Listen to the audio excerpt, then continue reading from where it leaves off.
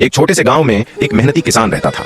वह पूरे दिन मजदूरी करता था और उसी थोड़े से पैसों से अपनी छोटी जमीन पर फसल बोता था। उसके हाथ खुरदुरे थे, लेकिन उसका दिल उम्मीद से भरा हुआ था। इस बार उसने अपनी पूरी मेहनत फसल में लगा दी।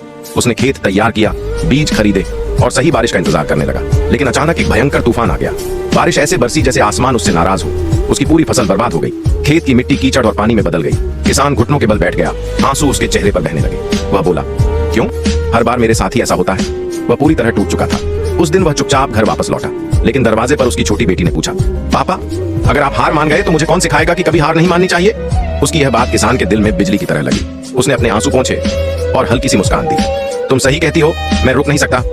अगली सुबह वह फिर खेत की तरफ गया, डर के साथ नहीं, आग के साथ। उसने नई खेती की तकनीकें सीखी, बेहतर बीज खरीदे, दिन रात मेहनत की। गांव वाले उस पर हंसते थे, लेकिन वह सिर्फ एक बात कहता, जब तक सांस है हार नहीं मानूंगा। कुछ हफ्ते गुजरे, फसल पहले से भी ज्यादा हरी हो गई। उसका खेत सोने जैसा चमकने लगा। दूर दूर के खरीदार उसके पास आने लगे। वह उतना पैसा कमाने लगा जितना उसने कभी सपने में भी नहीं सोचा था।